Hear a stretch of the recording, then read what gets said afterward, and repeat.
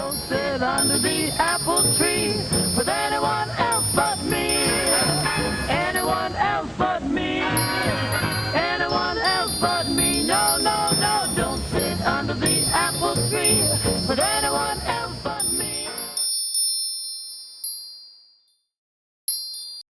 So this is the last of the Samantha Markle interviews that I have that I wanted to comment on. If there are more out there that you would like me to do as a reaction to, please let me know. I can look into it and see. I still have not gotten my hands on that one TV special that was for I believe it was Channel 5 or Channel 4, something like that in the UK. It's called Meet the Markles. My goodness, I still would love to get my hands on that, but I have not been able to yet.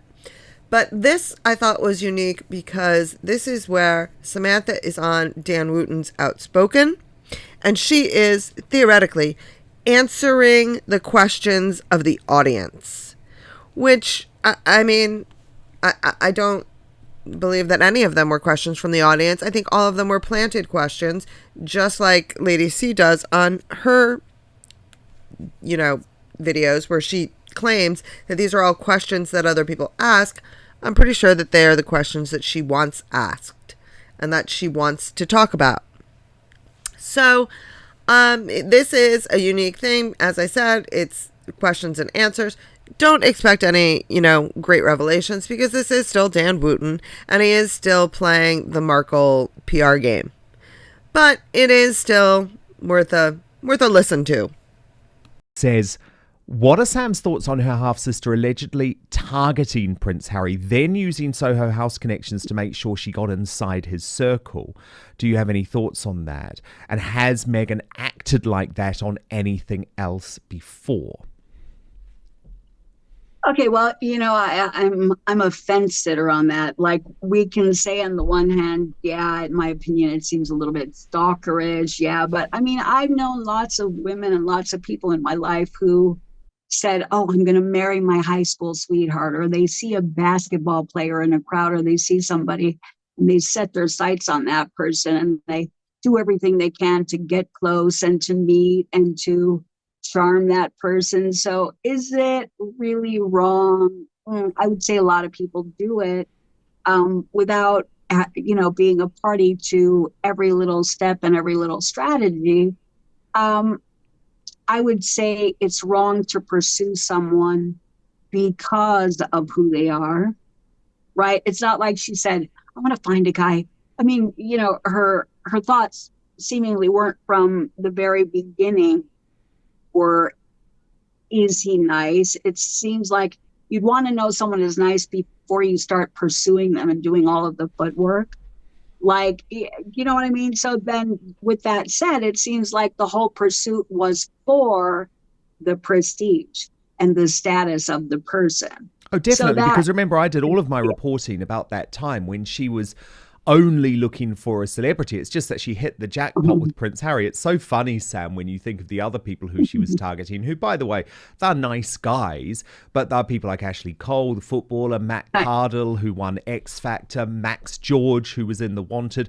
That was the sort of level of celebrity that she was going for. Hard doing these interviews, finding a place where I can stop it, because neither of these people say 4 words when 10 would do better. They're very verbose people. Let's just put it that way. But my problem with this is, Samantha, you have no idea what your sister thought of while she was going to pursue Harry, because you hadn't spoken to her in years. Like, the fact that Samantha is being asked this question, I really have to wonder, do people not realize this woman doesn't know Meghan? She doesn't know Meghan. So why are you asking what she might think in terms of what Meghan thought of while she was pursuing Harry? She has no idea. She wasn't around when Meghan was a young adult pursuing men in high school or whatever. She was not around. She has no idea. She has no idea what Meghan might have got. I have a better chance of correctly assessing what Meghan had in mind when she was going for Harry than Samantha would, because Samantha doesn't have a clue. She doesn't know her sister. And I don't understand why Dan lets this nonsense be perpetuated. Well, yes, of course I do, because it makes him money. So the fact that all of a sudden Prince Harry came into her orbit, I guess, was off the scale. But when you knew what she was, when you saw her growing up, she wanted to be an actress. So did she always have this interest in celebrity? And given Trevor Engelson, her first husband, was someone who was in the industry and presumably could help her with connections, do you think there was that degree of social climbing going on? Because I know it's something Lady Colin Campbell talks a lot about in terms of the people who she meets now, a lot of billionaires, people who she thinks can get her moving on up in the world. Is that how she's always viewed her? Samantha doesn't have a clue. Neither does Lady Colin Campbell. She's also just making it up and getting a guess based on what she sees. I mean, at this point, you or I could guess and make the same assumptions and make the same analysis as Lady C or Samantha. We know Meghan as well or better than they do. Samantha doesn't know anything about her half-sister, and I find it so ludicrous that she continues to go through this story as though she does know. It makes no sense to me. She continues to guess and to analyze her sister's behavior when she has no clue. And she certainly isn't a very good therapist to be able to come up with any sort of a psychoanalysis of anyone, let alone her sister.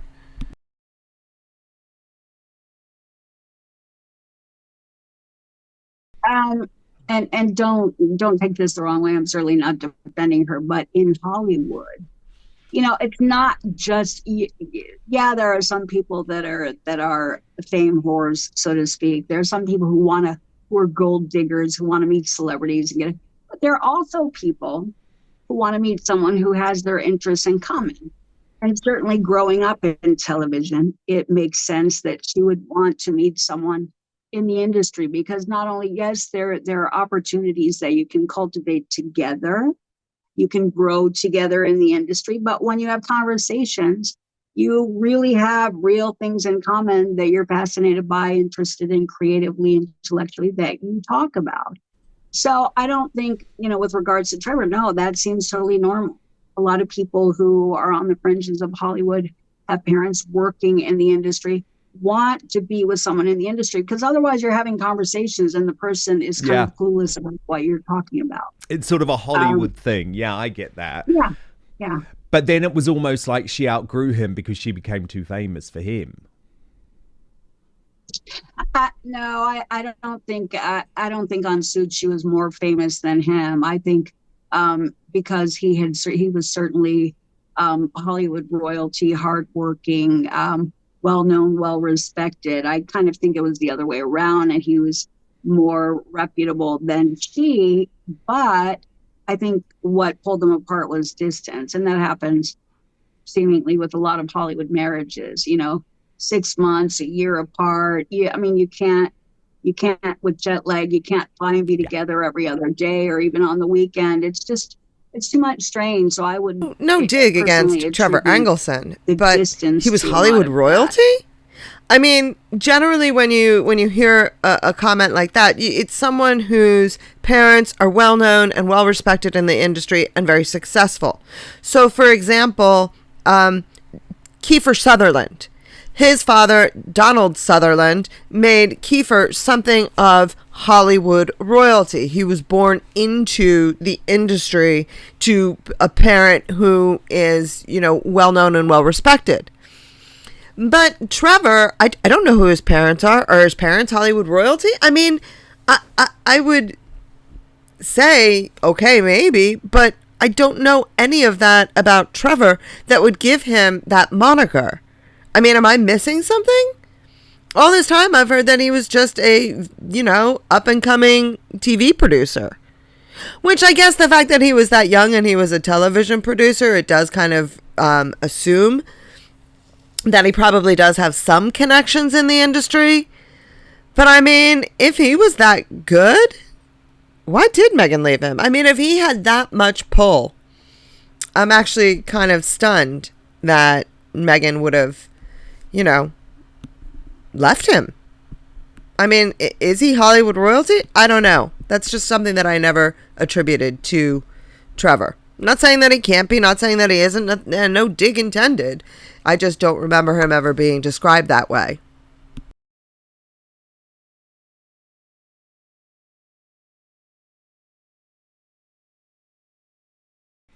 Verita asks, does Sam think Meghan will be shocked at how unpopular she has become?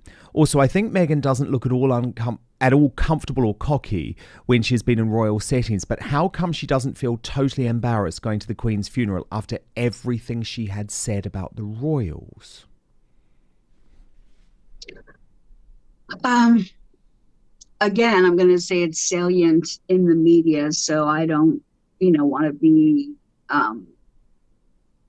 I don't want to be diagnosing her. But much of what she's engaged in seems to lack empathy, remorse, and shame. And so, with that said, first of all, I don't think there was ever a bond really between her and Queen Elizabeth, because she only did 72 days of royal duty, and look at the way she treated our father, a lifetime of devotion and sacrifice. So why is she all of a sudden going to, ignore him and feel heavily bonded with Queen Elizabeth, who she spent very little time with? I don't believe there was a bond there. So to feel anything at the funeral kind of wouldn't make sense if she can't feel for our own father. It just seems like, in my opinion, she was going through the motions, and clearly there were photo opportunities there, and I don't know how Netflix factored into it, but that didn't feel real to me either. That says, I don't want to diagnose her, and then proceeds to do exactly that, and determine that Meghan has sociopathic tendencies as she doesn't feel empathy, respect, or remorse. But, let me go ahead and say that about her without actually putting the term sociopath before it. So therefore, I'm not technically diagnosing her. But even still, she just did. I mean, it's ludicrous that she would be doing that. But again, why would Samantha know that any better than you or I would? We probably pay more attention to what Meghan does than Samantha does. Well, actually, maybe not. I mean, she seems pretty obsessed with her sister, as that is her whole meal ticket at this point. I mean, paying attention to what her sister is doing is the only thing that's keeping the lights on for Samantha. So I guess maybe she is incented to absolutely pay attention and whatnot. But I just don't feel that Samantha knows Meghan any better or worse than the rest of us do. And she's not an expert in her sister. So anytime she does do this, every time she does sit here and give her supposed diagnosis, that's what she's doing. She can deny it, but it's what she's doing because she doesn't know her sister and she's not basing it off of personal experience with her sister. So what else is she doing but diagnosing her? No, it didn't feel real to me. I mean, she has this incredible ability, and obviously this is a really good thing if you're an actress, Sam, to cry on demand. I mean, she's boasted about it before, right? Well, but you know what? There's something to be said for actresses who cry on demand. You can see we have souls. You can see by every muzzle in their face, by the follow through, the presence in the moment. Just because somebody cries doesn't mean you're going to evoke feeling. A lot of people can do that. There's fake laughter, there's fake crying. And yeah, when she did the One Tear Left I Go, or even at the end of that Africa documentary where she did this, what I call fake little joke, and, wanted to force a tear out of her eye, I'm glad somebody asked if I'm okay thing. And it didn't work. That's not being a good actress. Being a good actress requires being real and being able to feel. And so it felt like there's something missing. There's a barrier. So no, in my opinion, she's not that good of an actress because it didn't telegraph. It didn't move us. Is it that Sam just said? You have to have the ability to move people with your emotion in order to be a good actress. Well, let's check this out. Do you still love your sister Meghan?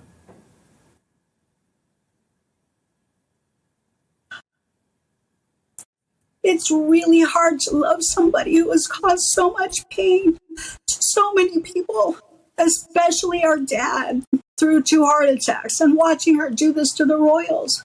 You know, I always said I could unconditionally love anybody, especially family. But God, do you know, your neighbor comes through your house and runs you over while you're on the couch? Do you still have fluffy feelings? Do you still like your neighbor? I mean, how can I know? I can't say I can love somebody who is so unbelievably cruel. You know, can I forgive? Can we forgive? Yeah, but I mean, I think it would take another 40 years to rebuild that, or to be able to get to the point where we could say, or where I could say that I love her. So I have to say no. I personally did not believe any of that emotion. She literally stopped crying halfway through a sentence. That's not normal. That's not emotion. That's not true. And I don't know who she thinks she's fooling with that nonsense, but she isn't fooling me. There was absolutely no true emotion in any of that. This was, let me try and make my sister look bad. You think at the Queen's funeral, because remember there was lots of discussion about this at the time, you think they were fake tears? Yeah, I do. I mean, if she meant those feelings, she wouldn't have mocked the Queen in the curtsying while the Queen was suffering from bone cancer in the Netflix thing. Do you see what I'm saying? There's an antithesis there. It's like you're mocking her on the one hand, which is very, I mean, clear disregard, and then pushing these little tears out at a funeral on camera.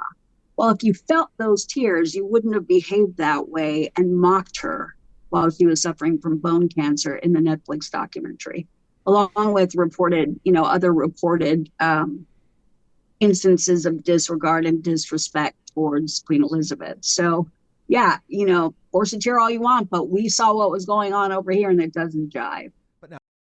Amazing to me how frequently Samantha can somehow rope the question around to that curtsy. She wants to mention that every single chance she can get, because when she does, she manipulates the audience into believing that she cares about the Queen so much more so than Meghan does, because she would never have done that with the curtsy. Well, we don't really know that, because to me, what she did rolling up literally to the palace in her wheelchair to try and get in the gates, I mean, that was as disrespectful as the curtsy was. So I don't know who Samantha thinks she's kidding.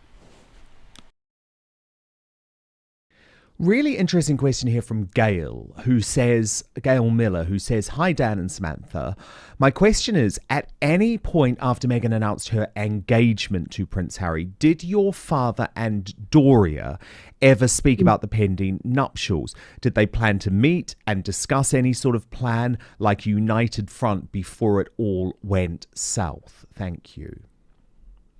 Well, I think a lot of people remember the Thanksgiving turkey being handed through. My dad was there, Meg was there, Doria was there, and Meghan put a little thing out on Twitter. I'm, having Thanksgiving with my 2 favorite gems, meaning mom and dad, right? My parents.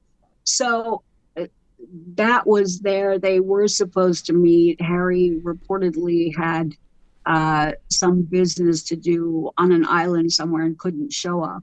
But he reportedly rented the house in Beverly Hills and did that whole thing. It was catered. No, Meghan didn't cook that turkey. But yeah, they did, and they were supposed to meet. Harry was supposed to meet my dad there. Because from what I heard, they were supposed to have met in Canada. So this is a whole new story on where Harry was supposed to meet Mr. Markle Sr., and where he never did. I mean, why do we need a new story when the other one was a complete lie in the first place? It's all so bizarre. It's like different ways to set it up. Well, who do we want the bad guy to be this week? Do we want it to be Meghan or do we want it to be Harry? Oh, let's find a way to make it Harry. I mean, I don't care. I don't want to defend either of them. They're both horrible people. But why are we looking to change the story when we already had a story out there? I mean, do they do this just like for fun? It's so bizarre. And Doria and Thomas had kept a cordial relationship, hadn't they?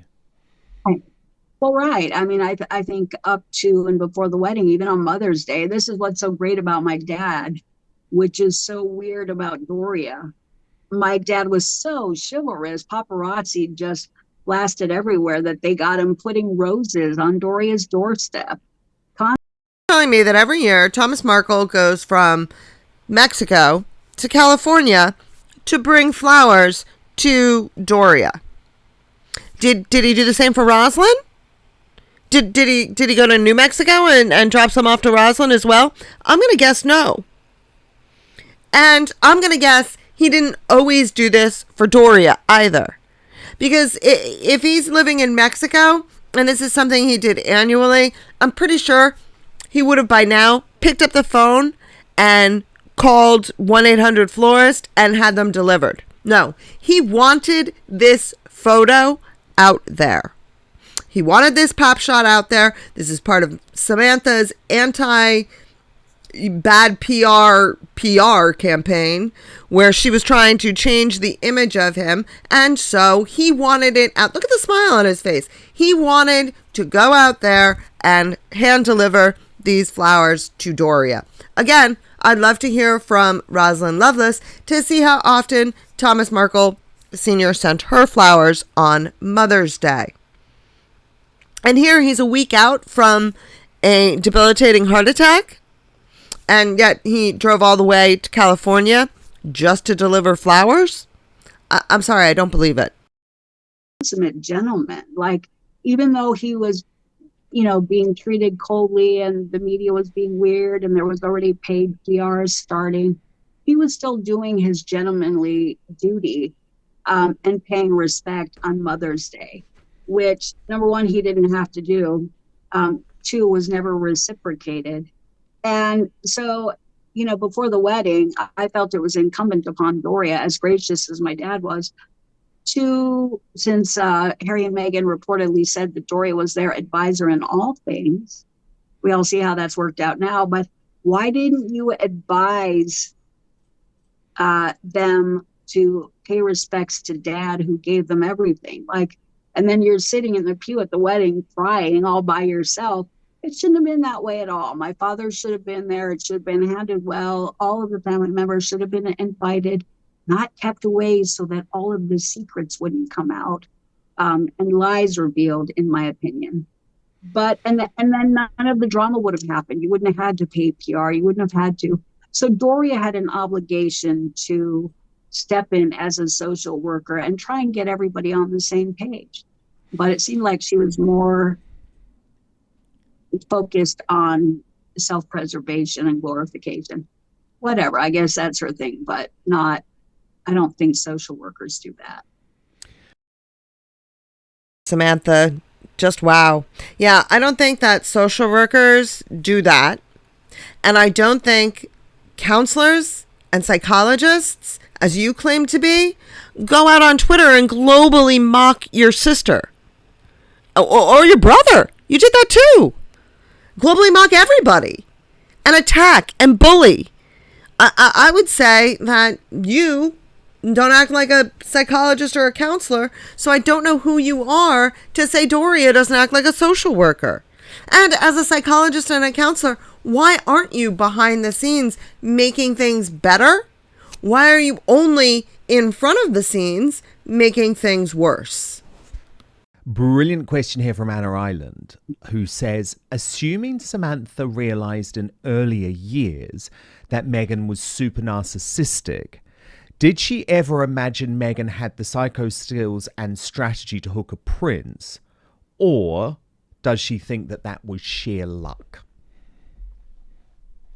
I don't think it was sheer luck. Clearly, she was positioning herself in a way so as to be able to meet people at that level. And so that takes me back to the fact that without dad paying for a Northwestern education, and getting her that degree and getting her feet wet in Hollywood, she wouldn't be mingling with people like that. She wouldn't have met Trevor. She wouldn't have gone on that trip to Buckingham because dad paid for that trip.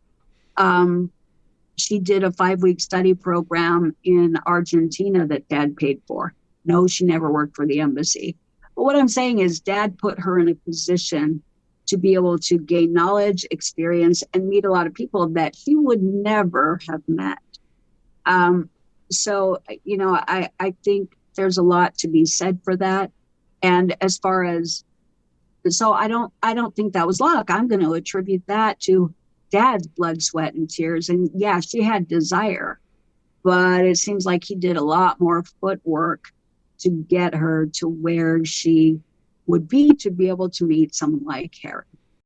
My father paid for me to go to a very prestigious college, private college in the United States, where I got my bachelor's degree.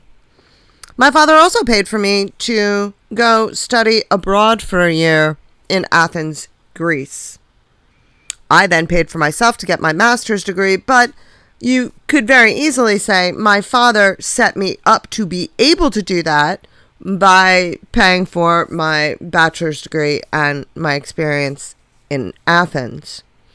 But it still didn't put me anywhere near meeting a prince.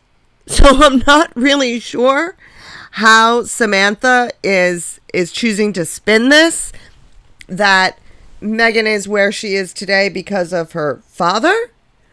I mean, I think that's a bit of a stretch. Like I said, my father set me up the same way, and it didn't result in me meeting a prince or even coming close to it. So, yeah, I have problems with that. Samantha wants to say that Meghan owes everything to Thomas Markle Sr. so that she can continue to bash Meghan for not appreciating her father. When in reality, in my opinion, speculatively, do your own research and form your own conclusions, I think Samantha loves the distance between her father and Meghan because that keeps her as number one daddy's little girl. And I think that it's a little sick that at 60, Samantha still cares about that. But she does. Clearly she does. Because she wants the rift to continue. She does nothing to heal it. If she wanted to heal it, she'd shut her mouth. But she doesn't shut her mouth because she doesn't want to heal it. She wants her father and her sister to stay separated. That's Samantha's gravy train. If Meghan and her father were speaking again, who would ask Samantha what her opinion is? How could she go on Dan Wooten? She couldn't do any of the things that she does if her father and her sister reunite, and so she is going to do everything in her power to prevent it, because she doesn't care about anyone but herself. Monarch wants an update on your lawsuit, Sam. She says, how did she react to her defamation case against Meghan being dismissed with prejudice, meaning she couldn't refile it? I was shocked by the news, she says. But we hosted a discussion with you and Peter Tinkton, your brilliant lawyer, who also is a close friend of Donald Trump and has previously represented Donald Trump. And he said this wasn't over, Sam. So what's the update? The appeal has been filed. And it's been filed on the grounds that, with an appeal, you always want to look for errors in the application of the rule of law to the facts of the case. So we're taking it from there and looking forward to bringing everything out on the table, because there was a lot more involved in just the degree and, how much did you see her and at what age? And that's not really what was at issue. And PR was like running with that ball like it was a big deal. Oh no, there was so much more. There was Netflix, there was Oprah, there was so much more that constituted big picture defamation. I mean, you were And trashed on an so international you bring all that up. scale, Right. and it wasn't true, which is the fundamental issue. It wasn't true. I mean, she claimed that you didn't exist at one point. Samantha's going to go on and on here a little bit about the lawsuit and why she believes that it was, in fact, defamation. If you are interested, I did 2 videos where Emily D. Baker, reacting to Emily D. Baker, looking at the lawsuit between Samantha and Megan and looking at whether or not there really was anything to the lawsuit. And Emily D. Baker, her final analysis was no, there was no defamation. And the thing that gets me on the defamation lawsuit is always the point where, by destroying Samantha's credibility, Megan was destroying her book sales. And to me, that made it a bit of a defamation case. I did see that. However, when you listen to it with Emily D. Baker, she's like, yeah, maybe, but legally, no, there's nothing here. There's nothing here to be defamation. So if you have any questions about the lawsuit, like I said, I have 2 videos on it, or you can just go back and watch the original with Emily D. Baker. Part of the fun of listening to Emily do it is she's not familiar with the backstory, right? So she's not familiar with all the ins and outs, and her reactions to some of the wilder, crazier stuff, it's just priceless. So please just go ahead and take a listen if you're at all interested in information about the lawsuit and why it really wasn't a lawsuit with any sort of foundation. Well, and you know, I know we threw finding freedom out of the equation, but the bottom line is, I mean, in Florida, with regards to publishing, you have to show that she actually published it. It's a really weird technicality, I feel, that needs to be updated, because in a unique royal relationship, in my opinion, where someone doesn't actually do the physical publication, but is limited and has a communications press secretary and is representing and directing the publication, I believe that there's an accountability. So there was a lot more going on there too. And then, you know, that letter came out in Discovery in England where Harry had said to Jason Knopf, we have to make it look like we weren't involved. I mean, clearly they were involved. And this seems to be an MO that has trickled over into a lot of things. And I'm going to include Netflix. I'm going to include Oprah. So the defamation was massive. I was tormented on Continuum. More than 50 million people saw Oprah. I don't know how many saw the Netflix documentary, but there was no need for it. And then in her book, Finding Freedom, there was a whole chapter labeled A Problem Like Samantha. And then you go to the chapter, there's not really anything about me, but that's where the pictures are placed, just so people could see the title, A Problem Like Samantha, and she could label me a problem. Okay, well, what's the problem? But it was a jab, and it was defamatory, and more than that, you know, to suggest that I was a high school dropout. No, I had a 75-foot fall. That's what I dropped out of, and later went back to get 2 master's degrees. But she didn't mention that part. Clearly, she goes far afield from the defamation all the way into what put her into a wheelchair. Although, you know, she does say 75-foot fall. Well, 75-foot fall? Like, what the hell? How is she still alive? What the heck fall did she do? If that's why she's in a wheelchair, then it has nothing to do with her MS. So why are we going round and round with the MS game? I mean, nothing that she says makes sense. Although I will say that she did have a slip and fall lawsuit for many, many years that she dragged out for about 20 years in court. So I would assume that, yeah, there was a fall. She didn't win. She didn't win the lawsuit. And then she dropped it in order to sue her sister. It's all very bizarre. I mean, none of it makes sense. And anything that does temporarily make sense, she ends up contradicting at some point. It's like round and round in circles we go. So it's to label someone a high school dropout and, a hussy of sorts. A lot of things happened that were derogatory, unnecessary, and clearly malicious because they were unnecessary. She didn't benefit by it, and it wasn't really done for any reason other than to discredit and to damage me. It was like an infliction of psychological distress. It was a character assassination, and it was ongoing. It was really pretty bad. Oh, it was Done at the same time that Samantha was doing the same thing to Megan. Rules for thee, but not for me. At the same time, Samantha was saying that every story that Megan told was a lie. And whether or not Samantha was a hussy, I mean, she was making the point, 2 different baby daddies, 3 different children, didn't raise any of them. I mean, that kind of speaks for itself. She doesn't even need to say anything else. Those are the facts. And they speak pretty clearly. So Megan doesn't have to add to it in any way. So we are appealing that, yeah. And he's got high hopes, right? Because the issue was there was a Democratic judge, I think an Obama appointee, is that right? Who seemed to be in the tank for Megan and really have it in for you. And that judge won't have anything to do with this appeal. Correct. And, without wielding any accusations, I'm going to say there was a clear conflict of interest. There were, her PR people were Barack Obama's people who got him elected.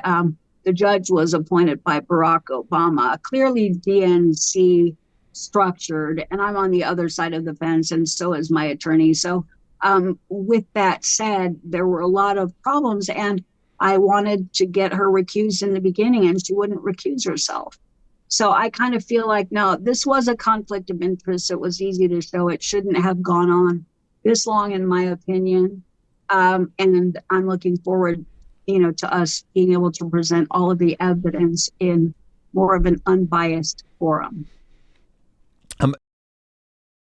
I mean, in my opinion, no matter what Samantha was going to say, it was fixed, that this was, the judge was biased towards Megan. I mean, no matter what it is that they said. So I take it with a grain of salt. Like I said, I've listened to Emily D. Baker give her professional point of view on the case, and it seems like the judge was pretty spot on. Unduam, and this is wanting you to look back again, but with an interesting take, actually. I like this question, Sam. She says, looking back, do you see a measure of manipulation, lack of empathy, and people skills, like reading the room, in Megan's younger years? Things that seemed cute then that just make sense now as she continues to use, abuse, and discard those around her. And she asked, is she even capable of love and empathy?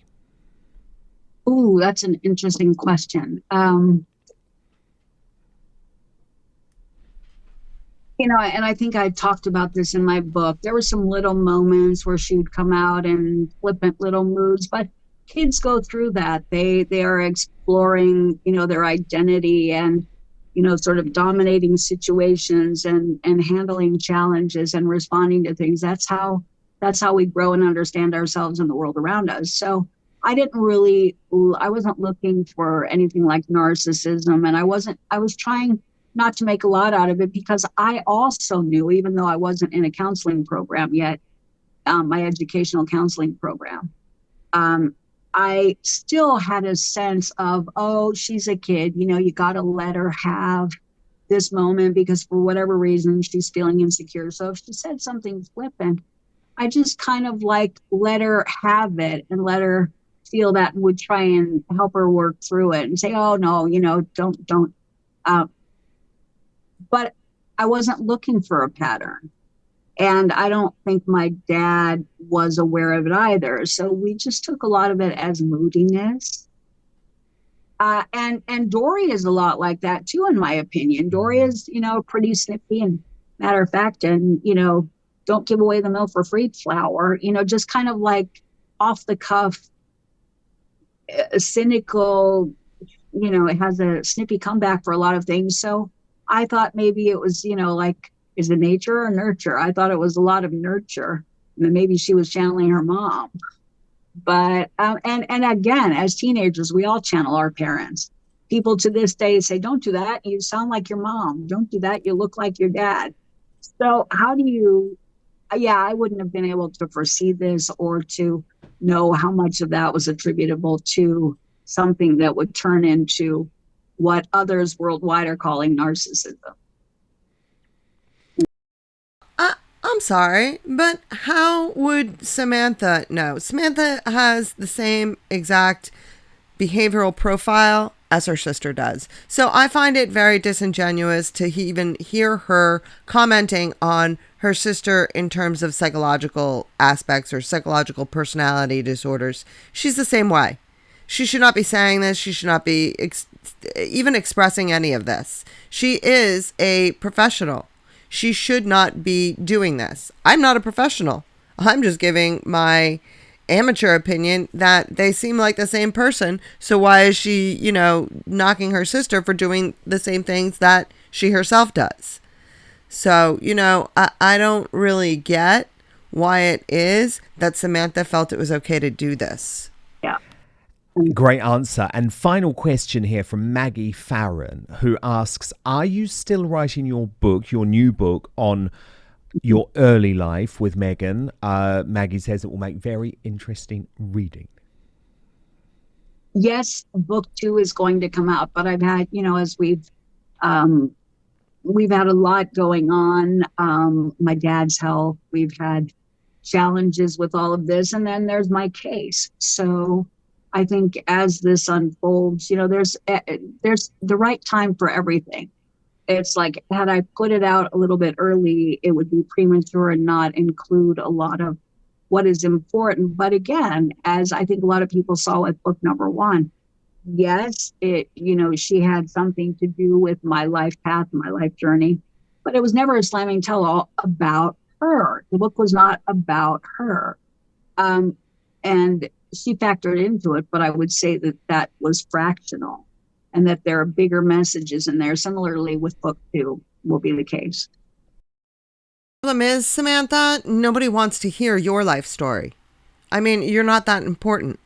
That would be like me writing my life story. I'm sorry. It's very important to me. It's very important to the people that I care about, but it's really not very important in the grand scheme of things. And very few people are going to want to go out and read a book about it. And nobody wants to read a book about your life and, all these things that you overcame and this and that and the other thing. No, we know more than enough about you already. We don't need to know more. So I don't really understand why it is that Samantha thinks we would be interested in a book 2 if it is just about her. The only reason that anybody bought book 1 was to get information about Meghan. Does she not get that? I mean, that's the thing that really just baffles me. You guys aren't that important. And she doesn't seem to realize that.